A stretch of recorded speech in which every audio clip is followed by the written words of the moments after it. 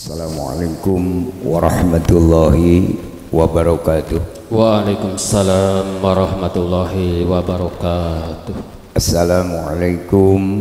waalaikumsalam warahmatullahi ta'ala wabarakatuh. Waalaikumsalam warahmatullahi wabarakatuh. A'udzu billahi minasyaitonir rajim. Bismillahirrahmanirrahim. Alhamdulillahilladzi qad akhraja nataijal fikri li arbabil hija. Wassalatu wassalamu ala rasulil huda wa ala alihi wa sahbihi liman ihtada. Wa qala Allahu ta'ala fil Qur'anil Karim, bismillahirrahmanirrahim, inna arsalnaka syahida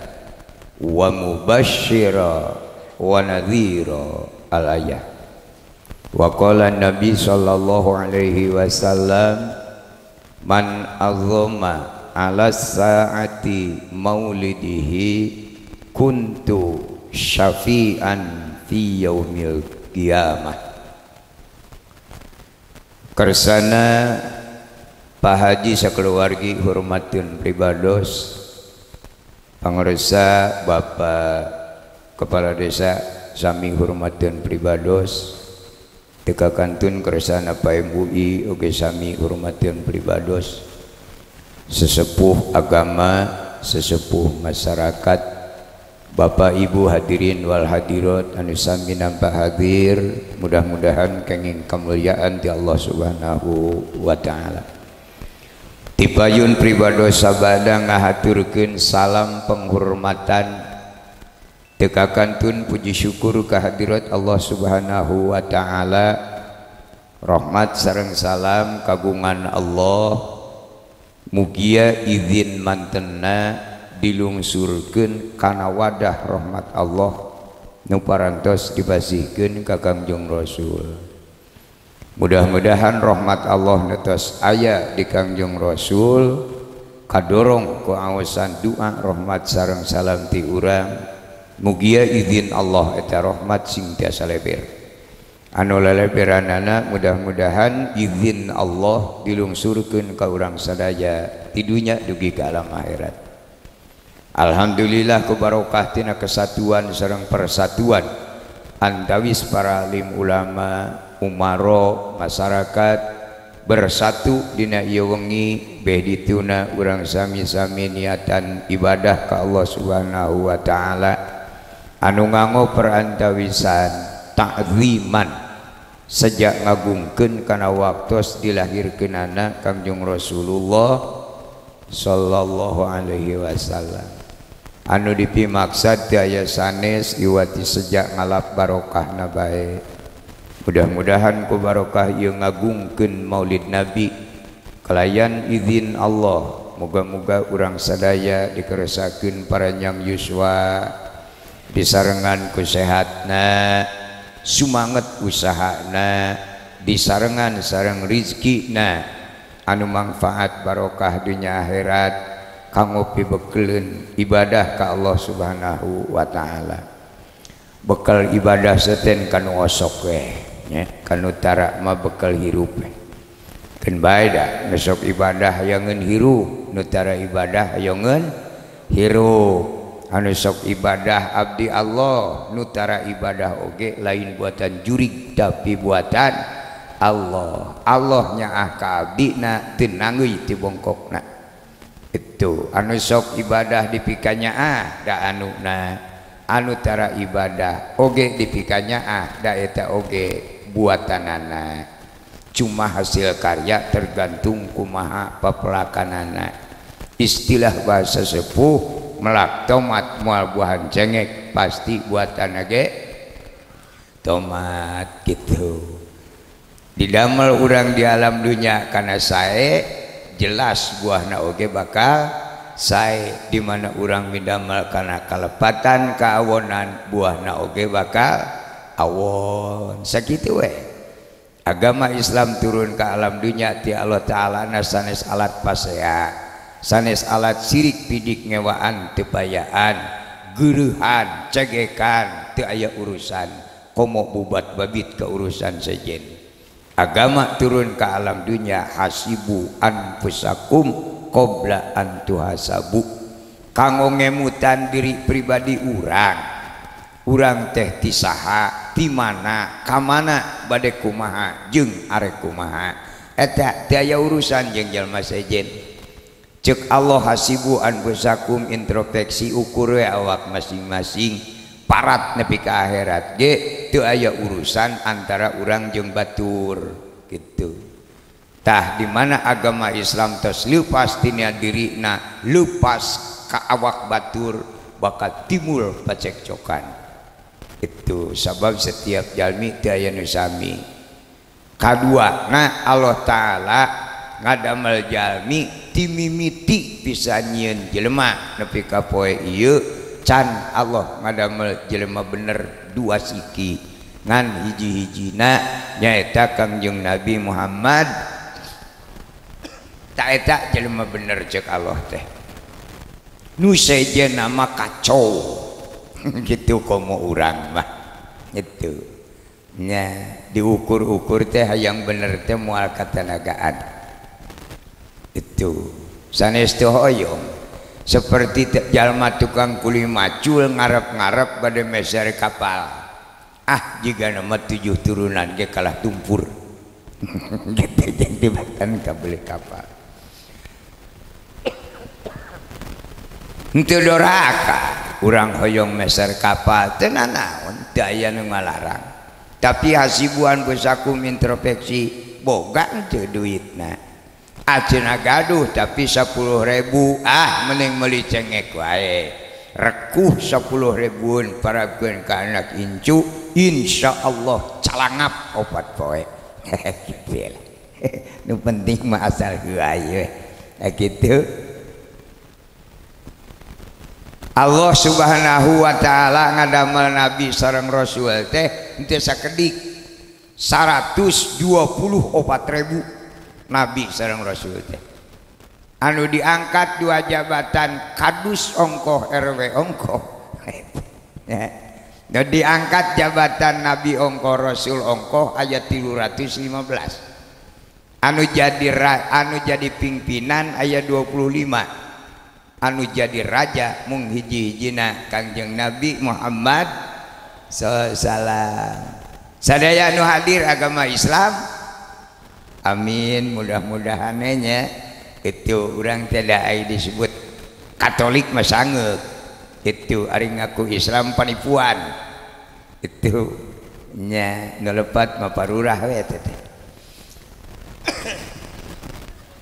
meunang ngaku agama Islam tapi syaratna 5 hiji ngaos syahadat saumur hirup sakali-kalina 2 salat sadinten sawengi 5 kali 3 ngaluarkeun zakat 4 puasa sabulan tina sataun bager Allah untung tidak puasa seumur-umur itu kalimat mau ngahaji meunang aku Islam lamun syahadat mampu salat kuat zakat mampu puasa teu pernah nyeri beuteung mau ngahaji kilang bara unggal poe mah sakali mah teu saumur hirup eta Islam. Bapak Ibu agama Islam atas mau ngahaji tiga nama teu aya harapan nama kete aya harapan duit eueuh ilmu teu kapanggih nek mau ngahaji nanaonan ka ditu lamun teu boga ilmu dan dilituna ge kedah ibadah teu make ilmu lapur ngaruruksak duit tungkul itu nya boga ilmu teu boga duit da teu aya kapal gratis nek ngeureuyeuh leumpang moal hirup nepi ka ditu ge itu ngadak urang ngaku Islam teh potong 1/5 da eta mah teu pati aya harapan itu kaopat zakat angkat tangan ka Gusti abdi mah zakat mah teu kuat boro-boro keur zakat tuang oge lamun teu dipasihan ku parurah mah jiga nama moal mumuluk itu beas raskin ya nya tak biasa raskin da teu madak jagjag eta teh aslina komo lintuh sina hirup wungkul gitu tuang raskin malumpang ge kahareup 3 ka tukang 2 sagelikan nya awewe moal geulis lalaki moal kasep parabna ge kusut moal ge hargana murah lamun barangna alus gitu nya piraku nu daraskin lembangna kahareup 3 ka tukang 2 angkog-angkogan mun nya jalma taruangna karena raskin jarak jag lumpangna narepi ka masjid ning eueuh tah eta we ciri lumpuh nama gitu naon sababna teu nepi ka masjid salah barurah di parabanana ku nulang layeusin gitu nya nya bubuhan pun adi we teh turunan Percis sarua ustad oge anak Percis itu nya tatanggi abdi itu kapirayi itu tininina ya ustad atuh da terikeun bodas ti baheula nepi ka ieu teh si hidung we saumur-umur itu eta ge gara-gara nuang raskin keneh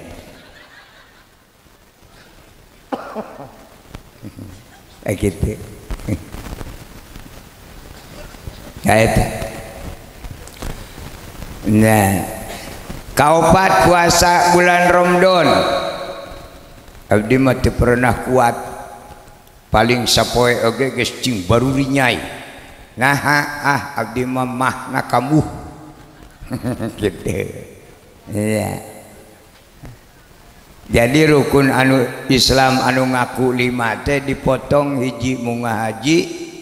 2 zakat teu kuat katilu puasa nyeri beuteung wae berarti rukun Islam teh ngan 2 ekor gitu matak ieu mah ngawartosane kaparurah bade dianggo mangga teu karep di mana masyarakat ka desa bade ngadamel KTP tanya ila masyarakat Pak bade lebet kana agama Islam bade kana agama Katolik gitu cenah bade kana agama Islam atos munggah haji teu acan potong 1/5 gitu atos puasa nyeri beuteung wae potong 2/5 itu zakat teu kuat potong 3/5 matak lebetkeun kana KTP agama setengah-setengah itu eken ku barurah ieu mah rukun Islam 2 ekor ge juk diteken aya 5 jaga dipanggil ku Allah Pak sabaraha hiji agama Islam rukun Islam sabariji aya 5 mana buktina ieu tekenan parurah wa tukallimuna aydihim wa tashhadu arjuluhum bima kanu yaksibun bima jeung sakabeh perkara yaksibuna anu dipidamel ku urang ayeuna di alam dunya tukallimuna bakal ditanyakeun deui jaga di poe kiamat ulah lalawara itu gitu numawiyu urang lalajo kana lalakon jelema bener ceuk Allah wawanianan jelema ke nyebat jelema bener ceuk Allah da emang ceuk Allah na ge kitu itu cirina saur Allah assalamu alaika ayyuhan nabiyyu wa rahmatullahi wa barakatuh ta eta ciri jelema bener.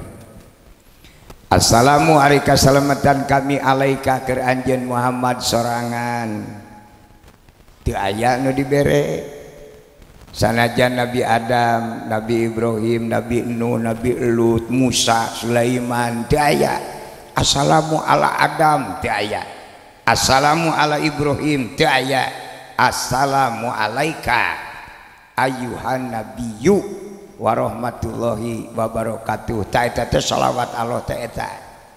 anu sok diumum-umum ku ustad innallaha wa malaikatahu yusholluna ala nabi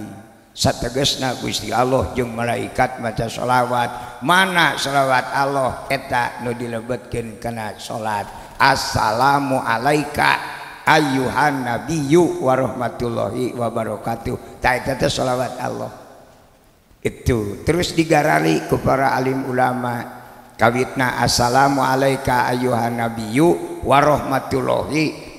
eta kalimat kaopat didamel ku ulama jadi kalimat awal warahmatullahi teh sami sareng wasallallahu Allahumma sholli jeung warahmatullahi teh eta kene warahmatullahi rahmat Allah gitu as-sholatu rahmat Allah matak dikaryakeun ku ulama jadi Allahumma sholli wa sallim itu asal nama assalamu alaika ayuhan nabi warahmatullahi ya di Allahumma sholli eta cek Allah Muhammad rahmat kami kasalamatan kami kabarokahan kami alaika keur anjeun sorangan naon ai rahmat Allah bumi langit sawarga neraka katut pangeusina ku Allah dipasihkeun ka Kangjeng Nabi ieu jagat nu aya di alam dunya teh jeung pangeusina nu Kangjeng Nabi pamere Allah matak lamun digali urang cicing di lemur teh ieu teh ngadon dina jagat Kangjeng Nabi itu matak cek agama Islam itu hati-hati dina agama Islam umat Islam mah haram ngajual tanah haram meuli tanah gitu ulah lalawara kanggo umat Islam mah haram ngajual tanah haram meuli tanah naon sababna tanah manu Allah dibikeun ge ka Kangjeng Nabi urang mah cuma ngadon lamun wani-wani ngajual tanah berarti ngajual barang batur tingalikeun nu ngabasakeun ngajual tanah moal awet duitna itu ngajual bulan ieu teh bulan isuk teh tinggal pesakna menang maling gitu padak cek Allah lamun rek ngajual tong nu kami nu maraneh we nah urang gaduh di alam dunya boga jasa urang di alam dunya naon sawah kebon balong imah eta mah lain nu Allah menang urang matak nu urang jiga teu sabaraha nya bahasa jiga teu sabaraha teu kenging ngajual tanah lamun ngajual sawah menang da Allah mah teu nyieun sawah nu nyieun sawah mah urang matak bahasana urang ngajual tanah tapi ngajual sawah meuli sawah ngajual kebon meuli kebon kakarek urang Islam bahasana sakali-kali ngabasakeun ngajual tanah cilaka itu matak Sayyidina Ali ngaomat-omatan kanu ngararaji ka kiai ustad ajengan kade ulah sekali-kali nyaritakeun ilmu Allah lamun teu apal parabot ngamaknaanana itu cek Sayyidina Ali lamun di hiji kampung teu aya nu ngaji ilmu alat saurang-urang acan kajen kiai ustad ajengan jeung lebena ka neraka kabeh gitu mata kudu ngajina kana alat teu kira cuma salapan siki jurmiyah sorob yakulu imriti alfiyah mantek bayan mani bade cekap jadi lebe sakitu itu ada ilmu alat nu bogana Sayyidina Ali itu pangjagona di antara sahabat Kangjeng Rasul tia alit matak Sayyidina Ali mah boga gelar karoma sejen sahabat teu boga gelar karom ya Sayyidina Ali karramallahu ta'ala wajhah wa radhiyallahu an naon sabna Sayyidina Ali boga gelar karom Sayyidina Ali mah tia alit dugi ka pupus teu pernah nyaho bentukna larangan nyalira komono batur itu jika naon parabotna henteu apaleun itu nu katuh ge tara cubuk cabak sok hileudeun itu nya itu lain komodi cowok ongkoh mah kacau aja mah gitu teu meunang cubuk cabak teh komodi untungan wah neraka itu madak jelema nu sok nyanyok kanyut moal boga gelar karomat itu astina we moal boga gelar karomat kusut hirupna ge lawora teh nya aya pemuda pemudi parabotna kanyut-kanyit itu kanyut di lalaki kanyit di awewe jadi beda seetik lah itu kanyut-kanyit udah di cowok teh sok boga penyakit budug aslina Kamu make diuntungan dah. Kamu maju berwes. Lelaki mah tuh bisa-bisa nunjuk asupan. Ya, goreng patut. Ya, wah no jeung ngece buktikeun deh. Lamun nya boga parabot alus mah burung ditemong-temong. Beli gelas anyar ge dina lomari di kacaan baya kadeuleun ku batur. Tapi parabot eta getol mani cadu moyan. Karena mandi masa baya 20 kali dah. Tara aya nu moyan teh. Itu madak pangna teh ditemong kana kusut. Rabig. Nya ka era-eranya gering patut gitu berwah.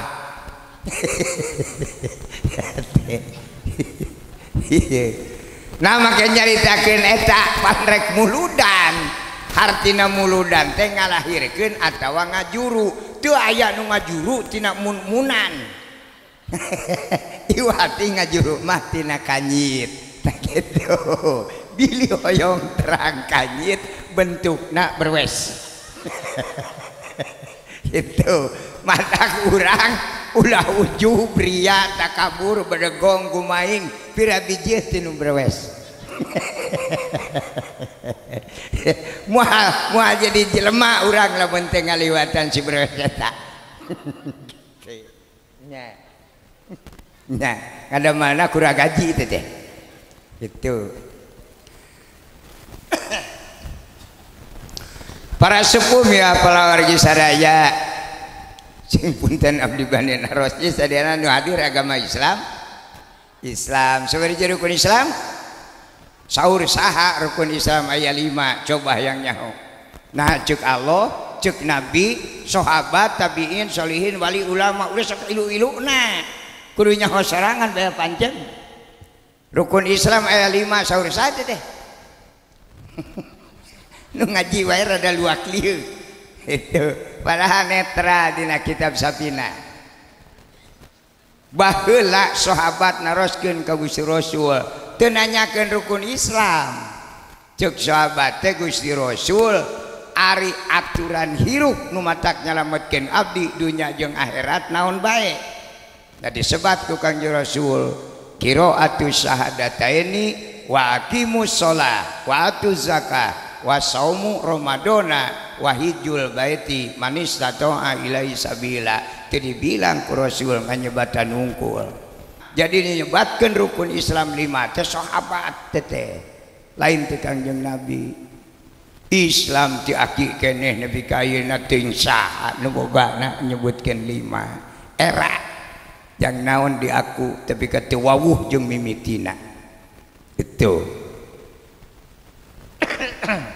naon sabna rukun Islam aya 5 salah urang bijilna akhir teuing. Gitu jelema lamat teh sok kitu kacau. Zaman Kangjeng Nabi lahir ke alam dunya mah rukun Islam teh ngan hiji syahadat teh wungkul. Zaman Kangjeng Rasul mah tah nu kabeneran mah bijil harita. Jadi Islam teh teu loba ting pigaweun. Syahadat teh wungkul. Asyhadu alla ilaha illallah wa asyhadu anna muhammadar rasulullah. Asyhadu alla ilaha illallah wa asyhadu anna muhammadar rasulullah. Maot sawarga gitu. Tuh. Adunya majuratul akhirat, kejadian di akhirat tergantung kumaha di alam dunya nah. Kaleket di alam dunya nah, kaleket deung keneh. Itu pada ayana peringatan Maulid Nabi itu nu telap ketika jauhan teh cing arelol geus aya cenah mu balikna acan balik deui tah itu teh jelema teh kitu angkok-angkokan kasawargana ge maju mundur itu ceuk malaikat Aisyah teu puguh tujuan itu singkil bacalana na malaikat teh disepak we ku malaikat brus 14 provinsi teh itu da malaikat mah sampean ge rubak sabulahna sampean malaikat Jibril teh 14 provinsi itu madak tadi oge tepang sering pribados pangwartoskeun cenah ka Pak Haji hapunten moal tiasa tolab itu teu aya kanggo ngajedogna gitu nya sampeanana wungkul sabelah 14 provinsi upami ngiring tolab ka dieu beak di lemurna ge itu nya matak malaikat ayeuna teh di lawang langit teh Bu malaikat Jibril dengdek malaikat Jibril teh aya jangjangan belah katuhu 70.000 belah kenca 70.000 salamar jangjang malaikat Jibril lamun diturupkeun ka alam dunya bakal bunyi ieu jangjang ieu alam dunya ku salamar jangjang malaikat Jibril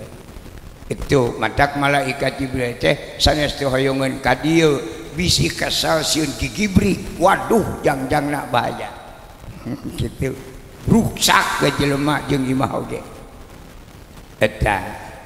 ayeuna teh di ditu di lawang langit moncor we jangjangna salamar grup weh nuruban sakurnu hadir dina tempat riungan memperingati Maulid Nabi urang teh nuju dirungkup ieu teh ku jangjang malaikat Jibril nah naonan malaikat Jibril mangnedakeun hampura kanggo jalmi anu nuju ngagungkeun Maulid Nabi gitu terus sadayana dipangmentakeun hampura ku Allah Ta'ala ti tadi ti asar kene itu nya anu datang na ti asar mah geus loba istighfarna nya anu datang na bieu mah komo nu can datang macan ka istighfaran ngan aneh na jangjang malaikat Jibril mah kawas aya mataan itu anu cicing dinu poek mah teu katuruban itu ceuk malaikat hampura kanu aya dinu poek sugan teh eueuh silaing di dinya gitu wayahna kanu dinu poek mah kaliwat teh eta sanes eureun bilih teu perjanten mangga longok di lawang langit di dinya nuju aya malaikat Jibril nuju gogoleran itu eta di dinya langit kahiji dan teu pati sabaraha deukeut itu eta nama nya tah jalmi anu leres teh eta nileuna 100% sagala-galana bumi langit sawarga neraka ku Allah dipasikeunana ka Kangjeng Rasul matak pangbeungharna di antara Rasul nu nyahoun hirup di alam dunya di antara Rasul ngan Nabi Muhammad nu pangsangsarana padahal pangbeungharna nya bumi langit jeung pangeusina nu Rasul sajen teu kabagean itu ngan ari Kangjeng Nabi mah al amin bijaksana kasepna Kangjeng Rasul mah 100% teu aya jalma anu pernah ningali kana raraina Kangjeng Rasul ku kasep-kasepna bi khalfihi ka'ama ma'ruyatun sabatat wala yuro isru baulin minhu fi alani dina subul iman lamun urang ningali Kangjeng Rasul ti pangkarna jiga ti payun bujurna ge kasep Kangjeng Rasul mah itu beda jeung urang bujur-bujur itu nu deple wae aya nu nonyol wae aya itu kaciri Kangjeng Rasul mah teu bisa ku kasepna ngan alamin bijaksana kasep Kangjeng Rasul teh dicana ku Allah 10% pasihkeun ka Nabi Yusuf tah tenar Kangjeng Nabi Yusuf teh ngan 10% tina kasepna Kangjeng Rasul canak deui ku Allah kasepna Kangjeng Nabi Muhammad teh 1% dibagikeun ku Allah ka entog ka hayam gitu nya ka ulang kutuk lalai badot ka kuuk sesana dipasikeun ka jelema tah kasep urang jeung geulisna urang teh sesa entog nyileungleum gitu mata kula sok beredegong sesa entog gitu pulici gitu ulah sok beredegong gitu bagikeun ka maung ka urai cocok ka hileud bajra nyesa keneh nya dipasihkeun ka urang itu madak urang mah upami istri teu di make up hawuk we itu ulah kalawara madak hayang jiga ngahari-hari teu di make up itu ayeuna teh upami hoyong sae rarai teh Bu wedakna teh 4 juta saoles itu jadi sararajeun teh 4 miliar kakarek ngaharib-harib itu ayo rajeun dibedak ku Seripo Haji anu 1000 3 kilo teh nya we kahujanan teh ludang lading 4 juta bu udah teh nya lipen 1,5 juta saoles kira-kira teh kabeli mah mending ku daun jati we sarua beureum gosok-gosok gitu dan nu baheula oge dilipetna ku daun jati nya bu nya badak bibir teh jadi 4 cm rubakna puguh gagang jatina meureun kagedean teuing ading-ading badak caroge ibu teh langsung ge balik ka imah soak aing ningali pamajikan jadi kitu meber puguh mah lain meber da baheula tuh zaman sangsara mah alah soak nya bahasa paim uwi can lahir teh hari teh alah sangsara na teh katulungan nya harga muning reunuh teh ngan 2 perak baheula mah ayeuna mah duit 2 perak digesek ge moal jadi lebe baheula mah teu aya duit 100 perak 10 perak ge jarang nu gaduh lamun urang dieu aya jelema anu boga duit 1 juta weh sadesa ieu kabeuli ku sorangan sesana 1,5 juta deui itu lamun zaman harita baheula mah sangsara na bea karep itu nu kuli macul sapoe dengan saleter teu ngitung duit saleter sapoe magawe saleter 1,5 jelema kuli macul sapoe nu ngaran sapoe teh baheula mah jelema jujur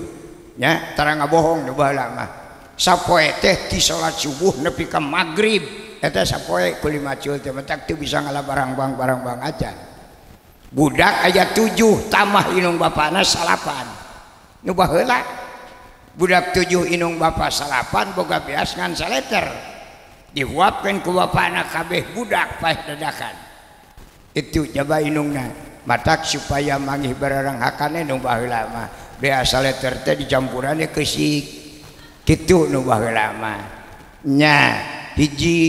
moal pati bubuk teuing dicampuran keusik mah kadua dina beuteungna awet kitu baheula lain heureuy mudah-mudahan ulah kapenak deui nya ku jalmi ayeuna parah baheula mah teh nya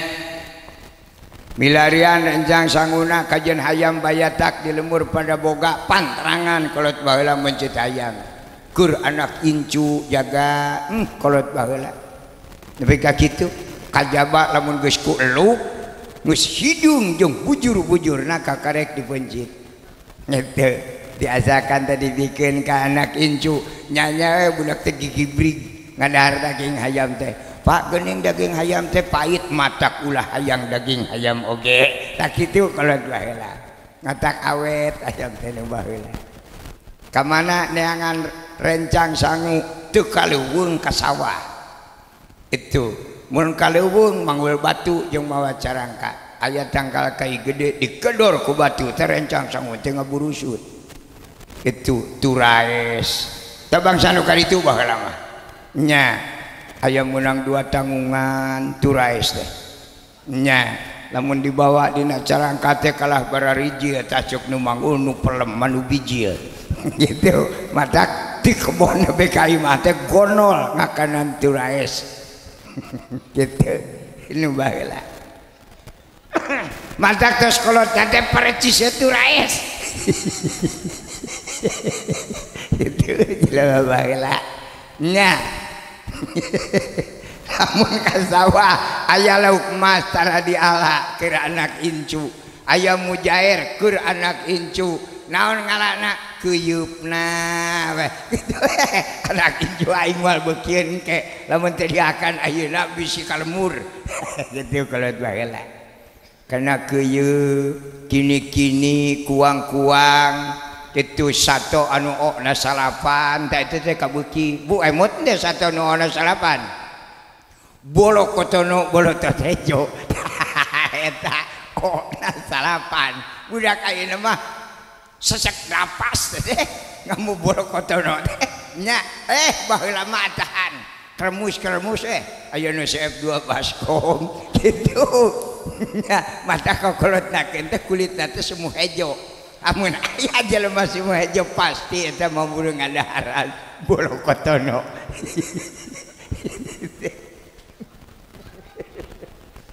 Lain deui baheula mah kitu.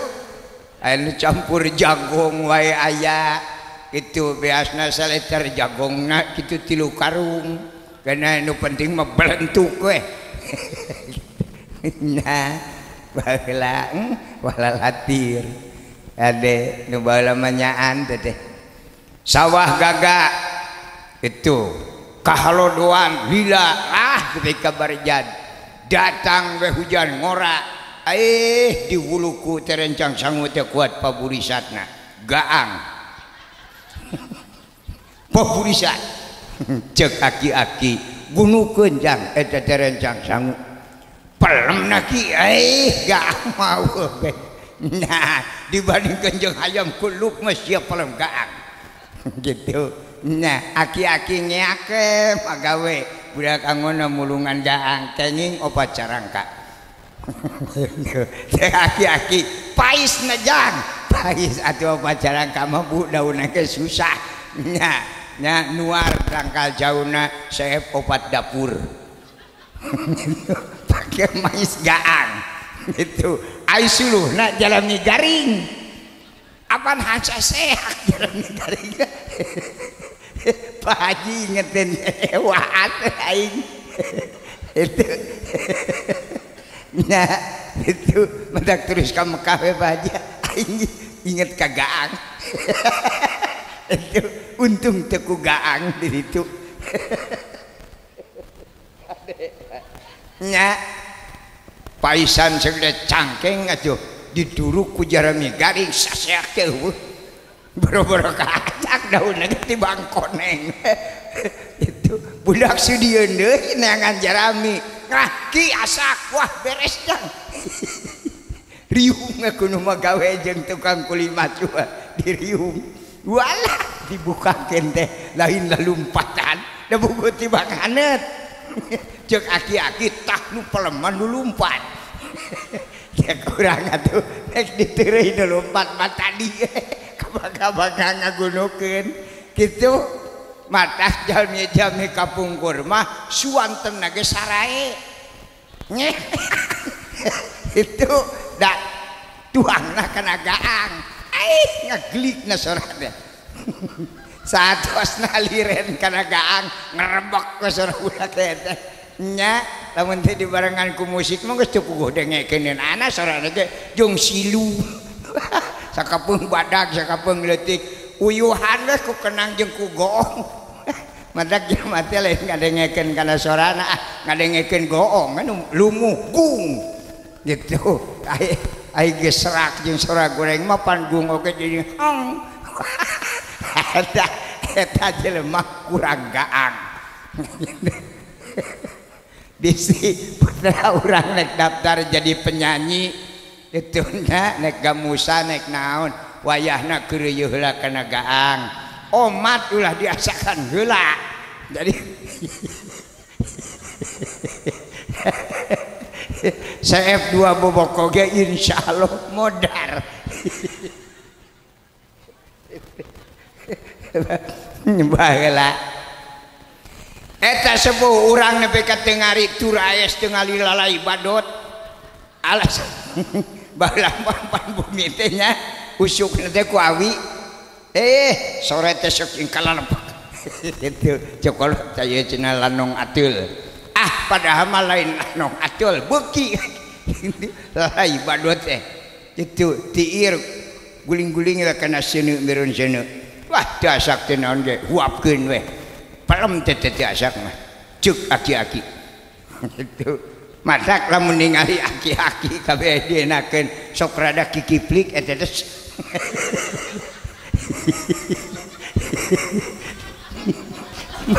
burung bekil halai tadi dan ada aya kapusing sebelah lalai aki-aki itu jelema baheula tara nyaritakeun duit baheula mah da eueuh nyaritakeun eta we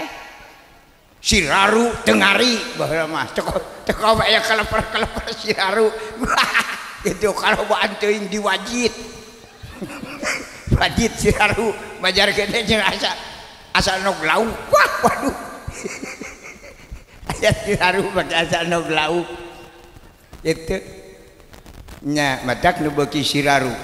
nu baheula beuki Siraru rarain ge henteu meunang diwedakan renyul gitu lalakon jelema baheula tapi ka kitu ade mudah-mudahan ulah kaparana ku ayeuna mah nya matak ngawarahna ge kolot ka anak beda jeung nu ayeuna Pak baheula mah lamun murang kali alit keneh ti acan sakola-sakola acan enjing-enjing hoyong tuang nyuk sangu tina boboko sok kana piring tempo dicomot teh direbut ku bapana teh nya lain geuleuh lain nyawa lain ulah ku tuangeun ngadidik ngaranna cokot sangu teh geus dina piring inget jang entong janji celemun sia kana kejo aing oge melakna ti mimiti pare nepi ka jadi pare teh 8 bulan nu baheula mah lila zaman pare segon rogol sari kuning harita mah eta teh 8 bulan itu encan dipoe encan ditotog da baheula mah teu aya heleran cek aki-aki baheula awas keur urang mah pare teh ulah diheler haram hukumna gitu kalau baheula naon sababna aya heleran ge di Amerika jadi lamun urang pare satengah karung diheler ke Amerika wah beak jagat mata teh kolot si haram totog ge gitu mata di Indonesia teh pare teh ditotogan sabenerna ditotogan mata eueuh nu bodas nu bodas ditotogan tapi kun rongho ke hayam teh jeung entok ningali awewe keur napikeun teh ceuk entok atuh uut nama ka aingkeun beuki na aing oge teu dibere entok oge teh uutna ge pais nya dipais teh sore teh tuna dina paraseuna luhureun paranti nyangu aya segede bitis teh pais uut itu jadi lamun korejat hudang tipe ting teh langsung kena huut henteu si beungeut heula sabab lamun si beungeut heula moal karasa uyahna hei korejat hudang kop kena pais huut ngaguru teh kaos gitu huut atuh nyaan deleka cenah jelema ceuk entok gaing men teh huutna ge ulah itu baheula madak beasna ge kitu we kumpul di dalahar ku jalmi teh teh jauh ti hakaneunana da beasna kitu kitu kana kulitna ge wuluh kitu nu baheula matak cokolot dikenyang piringna teh jang ulah dibabarikeun kana rezeki teh da teu aya rezeki datang ti langit babak belur aing hayang jadi kejo teh ayeuna ujang tibang nek nyokot teh bisa itu lain nyawa kolot teh ngadidik coba cenah anjeun usaha heula susah budak teh aya deui wati ngalacai cenah heula jang sangu teh geus dina piring baheula can aya emer baheula mah ngalacai teh ku awi saruas disebut kele 2 ruas disebut lodong itu ulah kapanggih dia teh ku budak bisi ningang itu gidi budak teh jeung ngalacai teh jauh kalebak itu mawa saruas oge sakele budak teh kuat igeugan da leutik keneh atuh datang ka bumi teh kejo teh geus heuras ka angin-angin puguh dina piring budak capek dah hayang dahar ti tadi keneh cenah ngalecai heula barang gok teh kana sangu kakarek teh direbut dina mangga jagran itu budak capek kejo garing dihuapkeun kitu sahuap kaduana teh budak teh ngagigeg beheungna cek bapana meungeus aing geus subuh montong dituluikeun puguh budak tah baheula mah nepi ka kitu nya tah ajaran kolot baheula teh ku sepuh ayeuna nu dididik baheula lain dijieun ilmu malah dijieun musuh saur sepuh nu ayeuna ka putra sok rarasakeun ulah kaparangih ku maraneh mah ujang nyai sangsara aing baheula ulah kaparangih ku aing ujang mah nyai barobo caralik kene bapak nu neangan hakanna mah tapi ka sakola SMA aya nu teu becus nyeuseun acan itu saha eta ceuk kolotna henteu kenging bobo nepi ka boga anak ge wios cenah budak mah kumaha bobo we nanya kitu madak budak teh nyawan kaler kidul komo ka sawah tanur ngaramet mah keked budak ayeuna nyatu mah panggedena ta eta madak budak ayeuna mah teu aya belana ka kolot teh nu salah inungna da puguh warahan inung ka anak mah nyaun tah kumaha serba salah sok ti orok lamun manehna nek nyangu bobo ka orok itu geus pinter mah budak hees nepi ka dewasa diomongkeun geus mah hees wae apa diwarah manehna ceuk manehna kudu bobo ai geus paham ulah aya budak hees leog ke Cipanas matak nek sare teh luak liut bisa aya Cipanas tara bae itu jam 3 teh dereng itu mangul garu mangul huluku itu belum subuh teh di jalan weh da masjid eueuh henteu we salat subuh na mangul garu weh nah kitu nya mata kokolotnakeun ge kitu we bingkang juga buluku nu baheula tah ieu palawargi sadaya mata lamun ditingali setiap arah urang diarahkeun kana kata bener asana teu nyararamung kata-kata bener nu mawi dina ieu wengi yuk urang lalajo kana lalakon jelema bener ceuk Allah iraha ieu aya lalakon jelema bener ceuk Allah teh tahun 400 hijrah mimiti aya sejarah lahir Nabi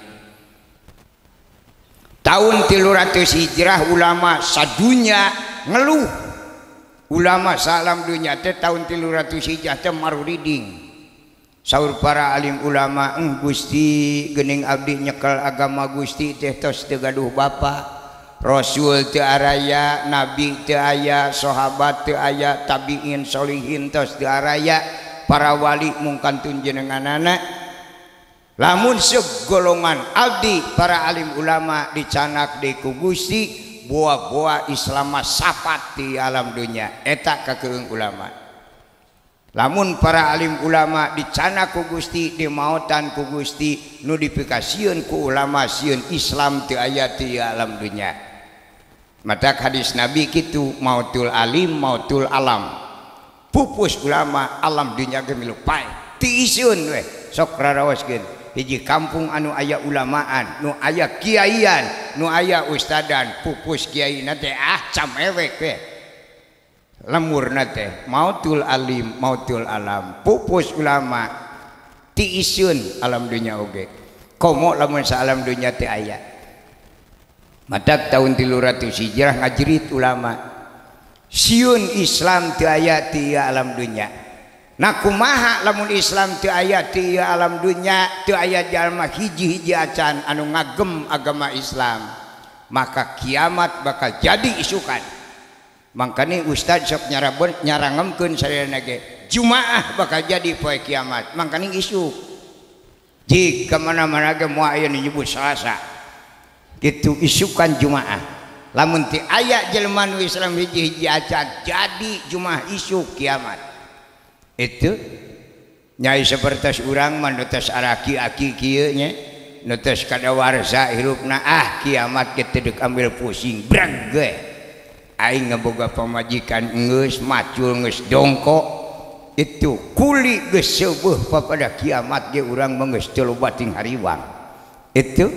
tapi tingali anu araranom pemuda-pemudi hanas diingu ti barang bereje nepi ka dewasa payu encan kaburu kiamat ta eta jadi ulama teh watireun kana teu parayu itu hanas diingu nepi ka gede payu henteu alah kiamat itu ngabelaan eta golongan aki-aki mah paduli ting damal wajas ieu di kitu di kieu nya dititah salat wae nangtung geus teu ajeg kitu titah macul ngan bisa ngangkat teu bisa neungeulkeun itu matak pemerintah ge waspada usia 50 mah nu bareto kabeh dinakeun 52 kabeh dinakeun 55 geus dicoret di dituna ge Itu pensiun wetong digawe di pemerintah moal peti bener itu dipensiunkeun. Jadi nu 5 ka dieu mah geus teu pati aya daftaran di RT sabab eta mah ngajejegan nungkul. Di bawah kitu di bawah kieu geus moal walagri dibere jahar wae jeung peuting kolot tiba ngareret teh. Kitu kremus-kremus ku anakna geus meureub teh timpu ku aing anak. Itu Aisyah menirangu ari aing alah badminton. Kacau tak eta jelema kadawarsa. Gitu nya gitu matak cekolot baheula Aisyah tuleukeun make dituluikeun nyatu-nyatu wae geus teu wejes kitu geus tong tuluy wae kitu baheula.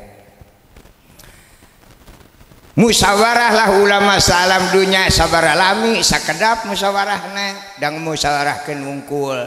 Ti mimiti musyawarah dugi ka ayana sejarah Maulid Nabi teh mung 100 tahun musyawarahna. Sakedap lah. Itu mau burung beak ke masyarakat di bawah musyawarah 100 tahun mah moal aya keputusan tumpur manten. Itu dan nu ayeuna mah ngadua ka Allah teh ngaduana teh hoyong ponok umur we. Kitu. Daudi gaduh keyakinan Pak Ibu Allah tengah beda-beda ka sakabeh jalma ge da buatanana ngan beda jenisna wungkul istri sareng pameget umurna sarua rezekina sarua jodohna sarua itu misalna cek Allah Pak anjeun di alam dunia teh ku kami dibere hirup di alam dunia 100 tahun tapi hukumna hak nek ditarima 100 tahun heug acenah lila teuing pe kurangan resep keneh menta tambah deui meunang matak aya dua Allahumma tawil umurona tah tawil umurona teh maksudna hayang nambah tina jatah matak jelema baheula mah kuateun nepi ka 800 tahun itu ainu ayeuna mah teu aya ngaduana teh hoyong ponok umur wae pusing di dieuna ngan ngadua aya doa teori aya doa hakiki. Lamun ustad maca Allahumma rjukni eta doa hakiki. Lamun tatangga ngadareg ka sawah manggul pacul eta doa teori. Gitu ustad Allahumma rjukni butuh duit tatangga ka sawah mancongan sawah mancongan taneuh eta ge butuh duit. Cuma cara nu beda. Itu. Nah kumaha urang kalau ta'ala make ponok umur ku teori lolobana. Sebagian dina kitab Al-Hikmah diuningakeun urang teh sagalana dibatasi ku Allah Ta'ala termasuk kemampuan berpikir di mana urang gaduh masalah tos susah dikitu di kieu ge di pikiran teh teu berhasil hayo di pikiran ta eta teh mikiran sarua jeung ngadua kana ponok umur tarik ting mikir kaituna setruk we geus setruk mah teu peuti aya harapan keyeungkeung paeh gitu nu boga sawah panen usum hujan kieu itu nya cek ilmu kedokteran medis lamun badan urang 50 kilo lamun hayang panjang umur omat bawa ulah ngaleuwihan ti 50 kilo syukur paling loba 35 kilo kusabab panen sieun kebreg hujan sakinta dipaksakeun datang ka imah teh langsung ngabojot eta barang bawa teh sarua jeung ngadua kana ponok umur itu matak duana dua teori aya jeritan kalau Gusti hayang ponok umur jelema stres nu kitu mah tapi doa secara teu karasa secara teu langsung eta doa ngaarah kana ponok umur mata kitu 60 keyeungkeung hos 50 keyeungkeung hos kitu we nu ayeuna mah ai nu baheula mah tara tuang diatur nu baheula mah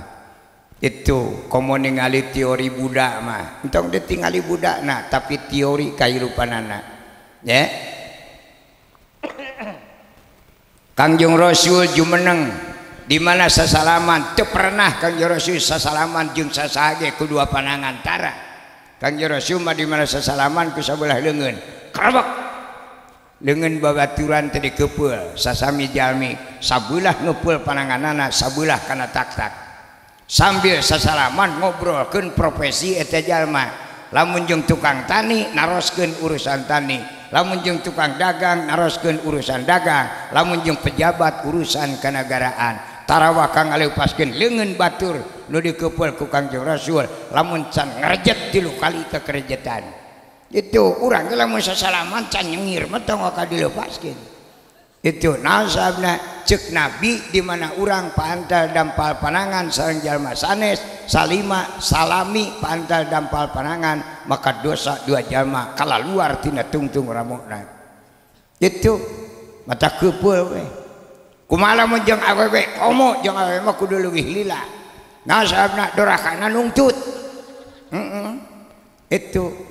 tingali na kitab Silam Taufik. Upami bapak ningali awewe muncul perasaan bogoh eta hukumna jinah panon.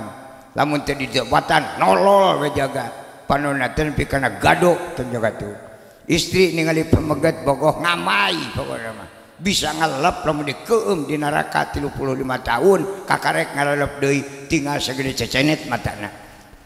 Da kakeueum manten. Ulah ora teh. Gitu. Da lalaki jeung lalaki manek ngora jeung ngora ge eueuh bogoh matak teu bati loba dosa. Gitu. Lamun jeung awewe mah puguh dosa kabeh, matak jeung awewe mah nu ngora kitu ge. Sasalamanana kudu heubeul. Jeung nini-nini mah dadah teu aya dosaan. Gitu. Nah, jeung nini mah cukup teh kajauhan. Assalamualaikum. Lah geus kepes keneh. Moal bener sasalaman ge pageuh kokoda minang tinggal sawah. Gitu. Jeung nu ngora mah parah. Gitu teh. Nya. Ulah wara. Jemaah yang ka sawarga mah sulit aturanana. Matak batur mah remungeun ka sawarga teh. Loba ting aturan. Itu mending ka neraka wae teu pati loba ting aturan ti dunya nepi ka alam akhirat ke teu riweuh jelema ka neraka sab digawena jujur jelema nu ka neraka mah digawena teh nu salahna we unggul dad eta kitu maling mau itu mabok lacur ka itu nya eta teh malaikat ge nuliskeunana ngeunahkeun salah kitu na buku hiji salah pageuh hebal pena teu bisa ditulikeun abal pen aing mah geuh di tempat teh paeh jelema teh cuk malaikat paingan ting hese jelema pen padar jelema itu geletuk poe kiamat brus ka neraka teu dipariksa naik pariksa naon jelema salah kabeh tinggal culung we da kitu nya eta nya nu kasawarga sami nu jujur hayang kasawarga mah teu aya nu dipariksa nu hayang kasawarga 5 golongan jelema anu teu dipariksa ku malaikat. Datang malaikat nek mariksa teh kalau geus ka ditu manten. Cuk malaikat anjeun geus mah. Itu 5 golongan. Saha nu 5 golongan teh? Hiji jelema beunghar. Jelema beunghar mah di akhiratna ge moal dipariksa. Naon sababna? Isin ku nu beunghar mah. Beda jeung ku nu mararat. Dikerepuk. RT wae lagi pajak ka nu beunghar mah teu waniun punten. Kitu tibang cingogo aya di hareupeun imahna. Itu nya datang teh keluar we nu beungharna walah wahuluh itu bisa nyebutkeun lagi pajak isin kalah kiih jeung teu nagi mah. Nu beunghara nya tapi kanu miskin sampai teh 7 kali isuk jual tengah poe jual terus nagih pajak tepung teu magrib apunten cenah Pak RT can gaduh panas aing 7 balen kaya nek apunten mah teh tadi da kitu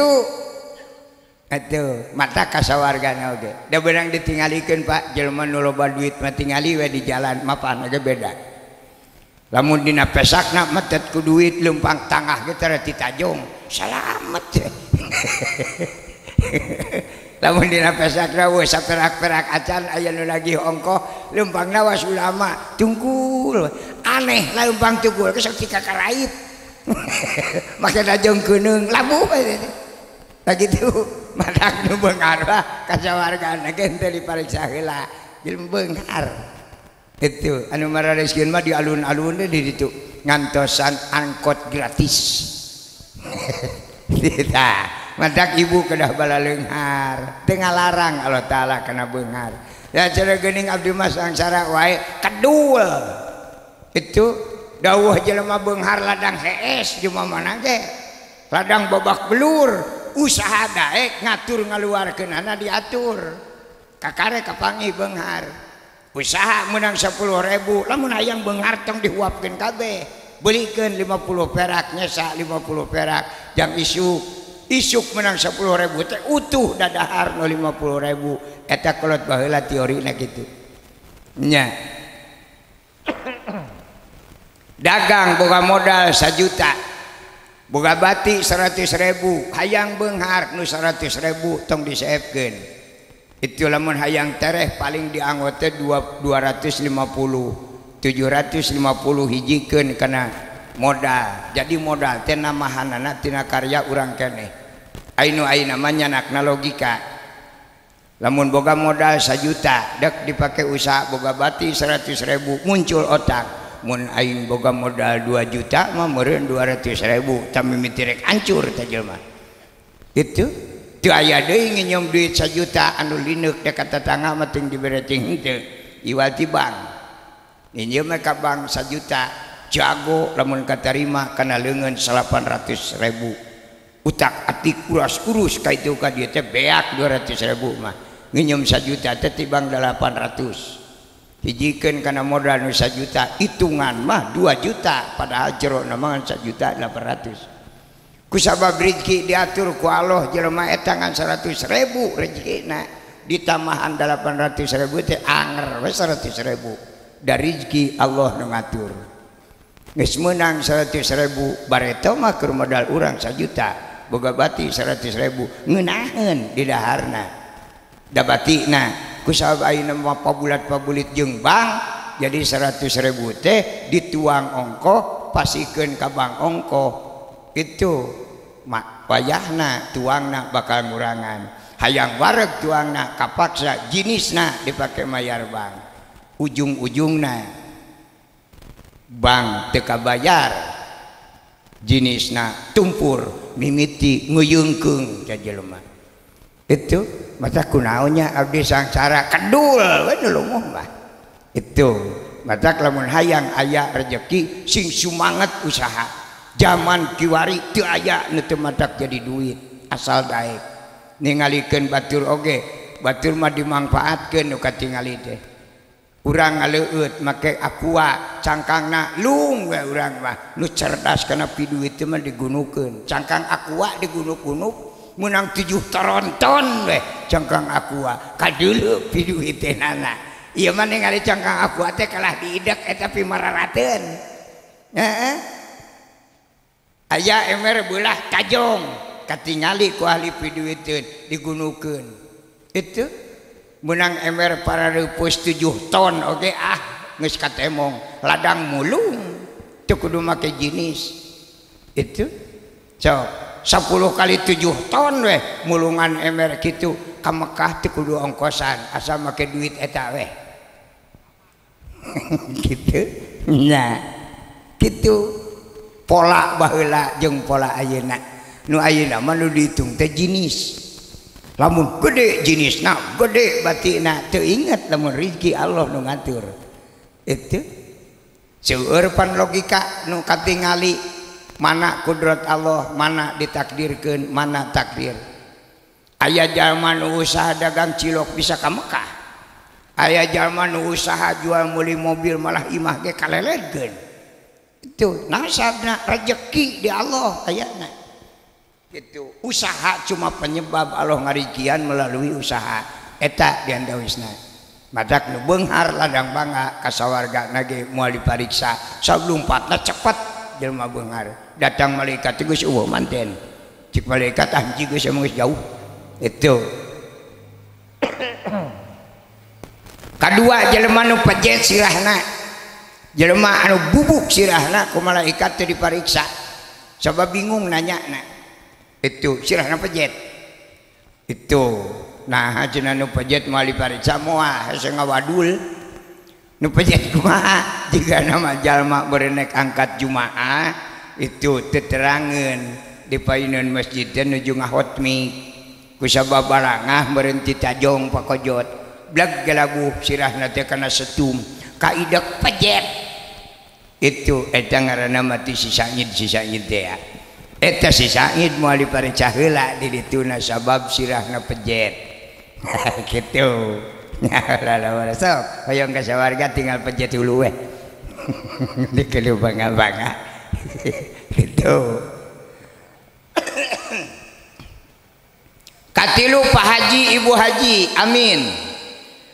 itu Pak Haji sareng Ibu Haji mau dipariksa heula la yujarrul haji illa bil jannah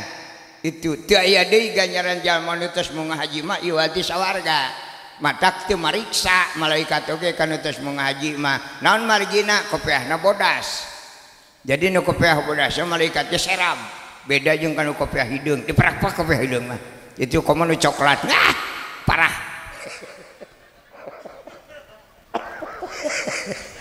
itu nu kopiah hideung mah tenggelan sama hidung kene nu huluna ge teu ngakayang ka sawarga wah diistrika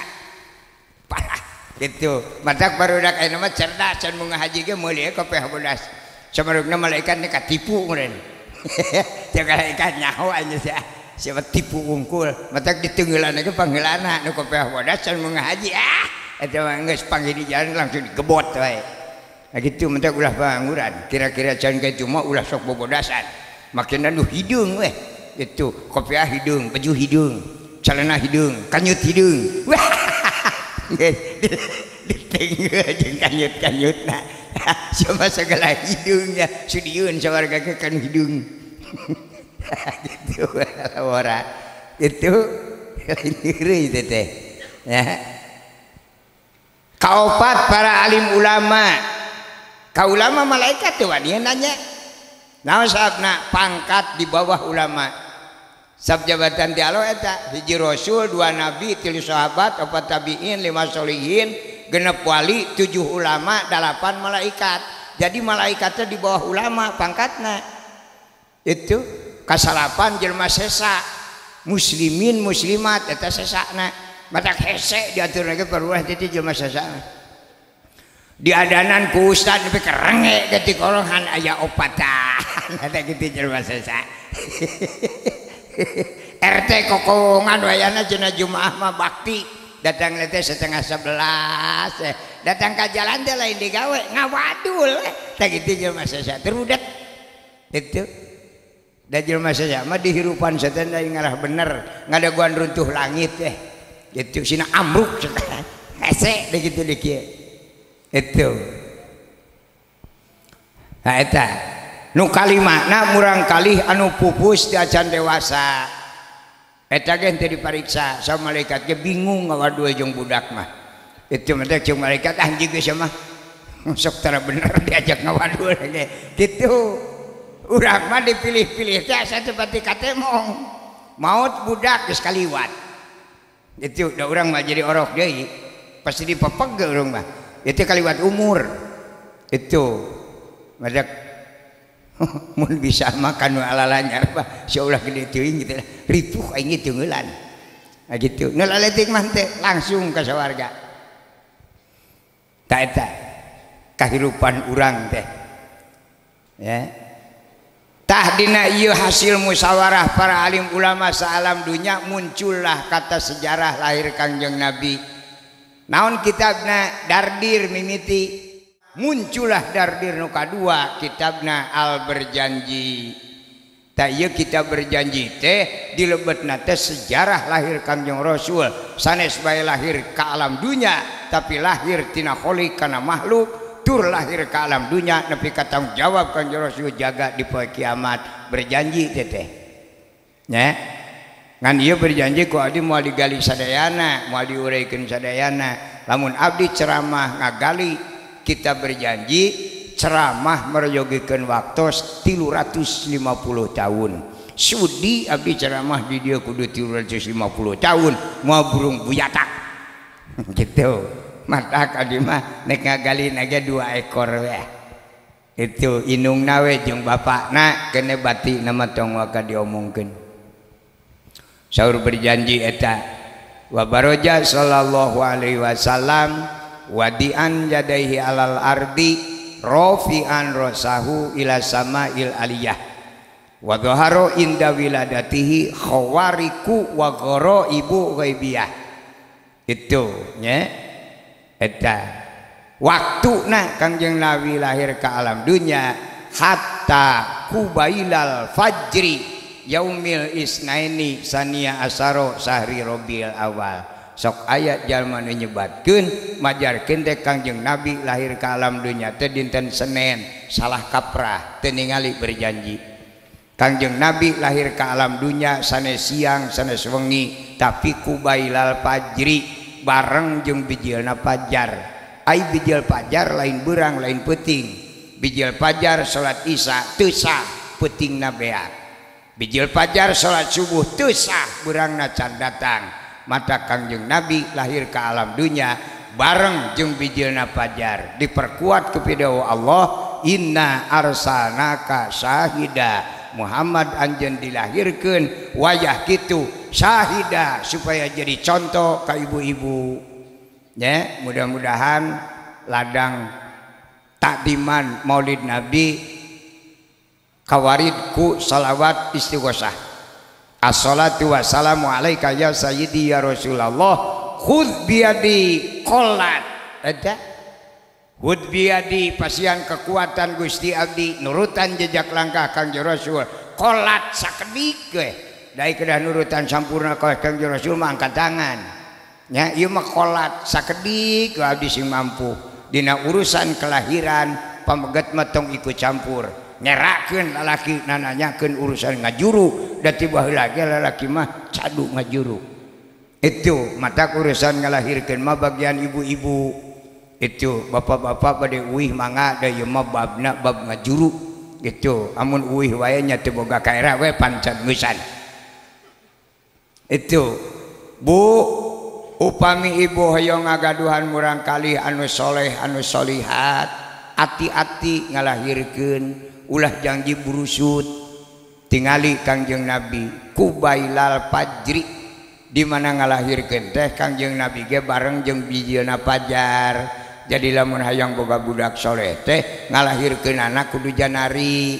ulah janji ieu mah dicontohan ku Kangjeng Nabi janari kalah ngajuruna teh lohor moal wejes ta budak biji lohor nya kujil ongkoh kapanasan hese duit ongkoh jeung belat budak biji lohor mah itu nya ku abdi pernah dicobaan budak ngaji abdi itu aya meureunana 40 mah anu biji lohor wungkul dah dipisahkeun budak biji lohor mah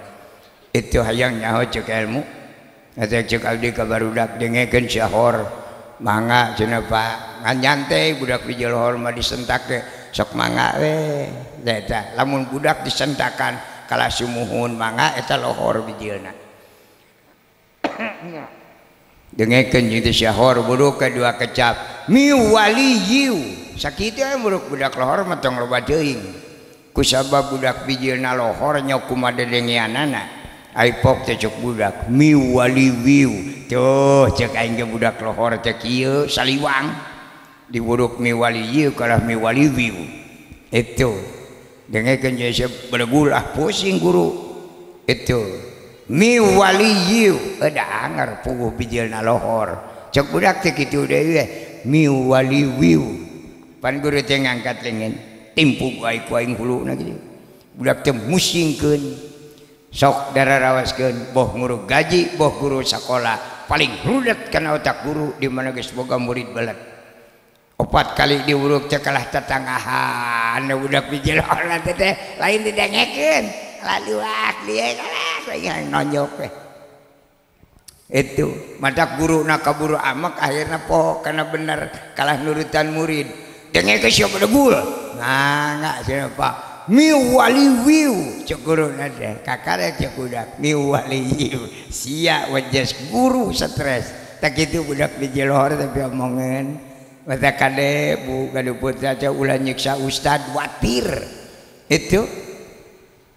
untung ustad dijaga ku taklim muta'alim cek kitab taklim muta'alim hati-hati ka guru nek guru ngaji guru sekolah nyarekan ke budak belet bakal dituntut di akhirat ku Allah Ta'ala sabelet jeung pinter lain urusan jelema pan bingung dia Ustaz teu disentak pinajisieun disentak dituntut ku Allah taala mata guru mah jarang nu lintuh pusing rudat ku murid sanu salah ibu jeung diberejel wae ka budak teh sulit gitu aing nyaranieun duaan eta mau bijil mah di ka ustad gen gila gitu kade ulah nyang cara batur ieu dina lahir Kangjeng Nabi eta hatta kubailal fajri lahirna Kangjeng Rasul teh bareng jeung bijilna fajar kadua wa baraja sallallahu alaihi wasallam wadian jadahi alal ardi rafi'an rasahu ila sama'il aliyah ta eta ya ge kanggo ibu-ibu bu upami hoyong ngagaduan murang kali anu soleh solihat pinter babari duit beungharna ge teu katulungan kawas Nabi Muhammad beungharna teu kajangko sawarga wae nu anjeunna bakat tu beunghar kumaha atuh lahirna kudu ngala ka bapa di mana ibu ngalahirkeun budak teh kudu ngala ka bapa lamun budak lahir ngala ka indung geus moal pibenerin di wae di kumaha-kumaha ge kacau budak lahir ngala ka indung kudu ngala ka bapa kumaha ngala ka bapa wadian yadahi alal ardi rafi'an rasahu ila sama'il aliyah Kangjeng Rasul mah lahirna ka alam dunya ibu nanang karak Kangjeng Rasul mah lahirna nang kuban mata ngala ka bapa geuning ngala ka bapa pan bapana ge nyeuna nangku nasi mah kebijian nang karak tak gitu mata lamun budak di nang karak ngala ka indung geus moal wajes budak teh itu kudu ngala ka bapa nangku madak di jero keneh elingan budak teh kade kitu nyai geulis lamun lahir ka alam dunya kudu ngala ka bapa maneh da bapa maneh ge uyak-uyakna nangkub madak bijil ge kudu nangkub deui rupina urang anti abdi cekap dugi ka nangkub wae hapuntenna anu kasuhun anu sae mudah-mudahan janten ilmu nu manfaat nu lepat nama abdi jalmi biasa moga-moga urang sadaya aya dina magfirah Allah Subhanahu wa taala yuk tasemet ayeuna kapayun urang diajar ngeureuyeuh ibadah anu kiat urang anu mampu urang sesuai sareng pengetahuan urang entong rarat-rarat kasaluhureun bisi eungap Pak Ustad masai ibadahna meujeuna da ngaji ai urang mah ti leuletik ukur ka sawah ka kebon heuneuk bisa kawas ustad kumaha tuh nu penting mah teorina we ustad salat yang hareup ngulon urang ge kakulon kitu ustad salat yang hareup ngetan milu yang hareup ngetan da urang mah kurang ilmu itu ustad muih milu muih kumaha ceuk ustad lah itu nya nah salat menang muih menang cek saha cek Allah itu nya itu qudratullah ijad wa qudratul abdi kasbun lamun jalma boga kahayang wajib diusahakeun urang salat hayang muih pindah tong di dieu ka Mekah di Masjidil Haram loba jelema pupuihan nah kitu lamun ka Mekah teu muih teu jadi itu madak wayahna nu boga niat ka Mekah latihan heula di urang pupuihan deh lamun ditaros ku RT kunaon cenah ibu make muih latihan munggah haji ai kitu hanas tilaksana paduli ting da geus muih nama kitu lah itu madak nu teu ka ditu mah disebutna teh haji muih kitu Rabbana atina fid dunya hasanah wa fil akhirati hasanah wa qina adzabannar wabillahi taufik wa hidayah. Assalamualaikum warahmatullahi wabarakatuh.